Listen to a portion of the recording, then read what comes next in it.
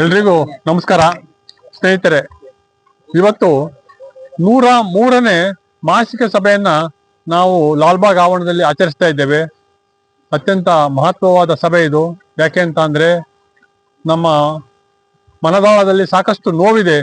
ಆ ನೋವನ್ನ ಈ ಒಂದು ಸುಂದರವಾದ ಪರಿಸರದಲ್ಲಿ ಕೆಲವೊಂದು ಕ್ಷಣ ಕಳಿತಕ್ಕಂತ ನಮ್ಮ ಒಂದು ಹಿರಿಯ ಜೀವಗಳಿಗೆ ಒಂದು ನೆಮ್ಮದಿ ಸಿಗುತ್ತೆ ಅಂತಕ್ಕಂಥ ಮಾತನ್ನ ಹೇಳ್ತಾ ನನ್ನ 2 ಮಾತುಗಳನ್ನ ಪ್ರಾರಂಭ ಮಾಡ್ತಾ ಇದ್ದೀನಿ. ಸ್ನೇಹಿತರೆ, ನಮ್ಮ ಸಂಘಟನೆಯ ಖಜಾಂಚಿಯವರಾದ ಶ್ರೀ ಡೋಳಪ್ಪನವರೇ, ಶ್ರೀ ರುಕ್ಮೇಶ್ವರವರೇ, ಶ್ರೀ ಕೃಷ್ಣಮೂರ್ತಿ ಅವರೇ, ಶ್ರೀ ಬ್ರಹ್ಮಚಾರಿ ಅವರೇ ಹಾಗೂ ನಮ್ಮ ಸಂಘಟನೆಯ ಎಲ್ಲ ಕಾರ್ಯಕರ್ತರೇ ಹಾಗೂ ಸದಸ್ಯರೇ, ಏನಿವತ್ತು ಈ ಒಂದು ಕಾರ್ಯಕ್ರಮ ಏನಿದೆ, ಈ ಕಾರ್ಯಕ್ರಮದಲ್ಲಿ ನಾವು ಡಿಸ್ಕಸ್ ಮಾಡ್ತಕ್ಕಂಥ ಅಂಶಗಳು ಏನು ಅಂತ ಅಂದ್ರೆ, ಪಾರ್ಲಿಮೆಂಟ್ ಅಧಿವೇಶನ ನಡೀತಾ ಇದೆ. ತಮಗೆಲ್ಲ ಗೊತ್ತಿದೆ, ಪಾರ್ಲಿಮೆಂಟ್ ಅಧಿವೇಶನ ಆಗಸ್ಟ್ 13ನೇ ತಾರೀಕುವರೆಗೆ ನಡೆಯುತ್ತೆ.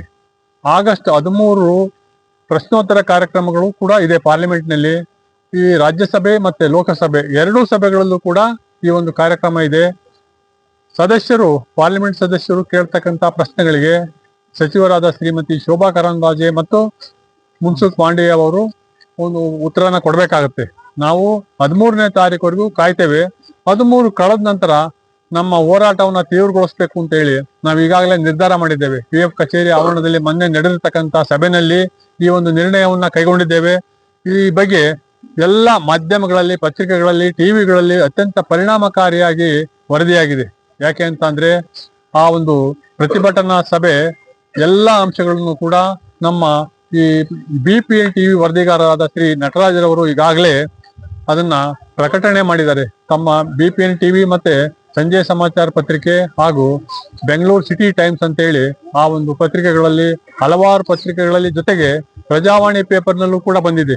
ಪ್ರಜಾವಾಣಿ ಪೇಪರ್ನಲ್ಲಿ ಮುಕ್ತವಾಗಿ ಬರೆದಿದ್ದಾರೆ. EPS ನಿವೃತ್ತರು ಹಲವಾರು ವರ್ಷಗಳಿಂದ ಹೋರಾಟ ಮಾಡ್ತಾ ಇದ್ದಾರೆ. EPS ನಿವೃತ್ತರ ಬಗ್ಗೆ ಸರ್ಕಾರ ಇದುವರೆಗೂ ಕೂಡ ಸ್ಪಂದಿಸಿಲ್ಲ ಅಂತಕ್ಕಂಥ ಮಾತನ್ನ ಪ್ರಜಾವಾಣಿ ಪೇಪರು ಮತ್ತೆ ಇನ್ನೂ ಹಲವಾರು ಪತ್ರಿಕೆಗಳಲ್ಲಿ ಬಂದಿದೆ. ಸ್ನೇಹಿತರೆ, ನಾನು ಏನ್ ಹೇಳ್ತಾ ಇದ್ದೀನಿ ಅಂತ ಅಂದ್ರೆ, ಇಷ್ಟೊಂದು ಹೋರಾಟ ಮಾಡಿದ್ರು ಕೂಡ ಯಾಕೆ ಸರ್ಕಾರ ಗಮನ ಹರಿಸಿಲ್ಲ? ನಿವೃತ್ತರ ನೋವು ಗೊತ್ತಾಗಿಲ್ವಾ? ನಿವೃತ್ತರ ಸಂಕಷ್ಟಗಳ ಬಗ್ಗೆ ಅವ್ರಿಗೆ ಅರಿವಿಲ್ವಾ? ಖಂಡಿತವಾಗಿಯೂ ಅರಿವಿದೆ. ಆದ್ರೆ ನಮ್ಮ ಪ್ರಜಾಪ್ರತಿನಿಧಿಗಳು ಏನಿದ್ದಾರೆ, MP ಗಳು ಸರಿಯಾಗಿ ಕಾರ್ಯನಿರ್ವಹಿಸ್ತಾ ಇಲ್ಲ. ನಾವು ಕೊಟ್ಟಿರ್ತಕ್ಕಂಥ ಮನವಿ ಪತ್ರಗಳು, ನಾವು ಬರೆದಿರ್ತಕ್ಕಂಥ ಪೋಸ್ಟ್ ಕಾರ್ಡ್ ಚಳವಳಿ, ಪತ್ರಿಕಾ ಪ್ರಕಟಣೆಗಳು, ನಾವು ನಡೆಸಿರ್ತಕ್ಕಂಥ ಸಭೆಗಳು, ಹೋರಾಟಗಳು, ಪ್ರತಿಭಟನೆಗಳು ಇವೆಲ್ಲವೂ ಕೂಡ ದಾಖಲೆಯಲ್ಲಿದೆ. ಇವೆಲ್ಲವನ್ನು ಕೂಡ ನಮ್ಮ ವರದಿಗಾರರಾದ ಶ್ರೀ ನಟರಾಜ್ರವರು ಎಲ್ಲ ಅಂಶಗಳನ್ನು ಕೂಡ ಕಳೆದ 8 ವರ್ಷಗಳಿಂದ ಪ್ರಕಟಿಸಿದ್ದಾರೆ. ಎಲ್ಲವೂ ಕೂಡ ಗೊತ್ತಿದೆ. ನಿವೃತ್ತರ ನೋವು ಏನು ಅಂತಲೂ ಕೂಡ ಗೊತ್ತಿದೆ.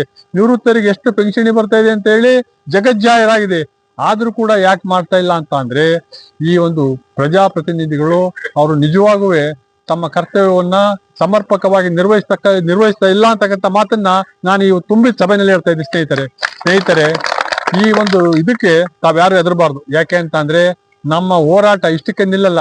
ಹೋರಾಟನ ನಾವು ತೀವ್ರಗೊಳಿಸ್ತೀವಿ. ಕೇವಲ ಪಾರ್ಲಿಮೆಂಟ್ ಅಧಿವೇಶನದಲ್ಲಿ ಕೆಲವಾರು ಸದಸ್ಯರು ಮಾತ್ರ ಮಾತನಾಡಿದ್ದಾರೆ. ಪ್ರೇಮಚಂದ್ರನ್ ಅಂತ ಹೇಳಿ ಕೇರಳದ ಒಂದು ಅಲಪಿ MLA ಕೂಡ ಮಾತನಾಡಿದ್ದಾರೆ. ಜೊತೆಗೆ ಸುಪ್ರಿಯಾ ಫೂಲೆ ಅವರು ಮಹಾರಾಷ್ಟ್ರದ MP, ನವನೀತ್ ರಾಣಿ, ಇನ್ನೂ ಹಲವಾರು ಸದಸ್ಯರು ಮಾತನಾಡಿದ್ದಾರೆ. ಆದ್ರೆ ನಮ್ಮ ರಾಜ್ಯದವರೇ ಆದ MP ಗಳು ಇದುವರೆಗೂ ಕೂಡ ಅವ್ರು ಬಾಯ್ಬಿಟ್ಟಿಲ್ಲ. MP ಗಳು ನಿಜವಾಗೂ ಅವ್ರೇನಾರು ನಮ್ಮ ಸಾಗರ್ ಖಂಡ್ರೆ ಅವರು ಒಂದು 2 ನಿಮಿಷ ಮಾತನಾಡಿದ್ರು. ಅದ್ ಬಿಟ್ರೆ ಬೇರೆ ಯಾವ ಸದಸ್ಯರು ಕೂಡ ನಮ್ಮ ಒಂದು ಇದಕ್ಕೆ ಸ್ಪಂದಿಸಿಲ್ಲ. ಇದು ಅತ್ಯಂತ ದುರ್ದೈವದ ಸಂಗತಿ ಸ್ನೇಹಿತರೆ.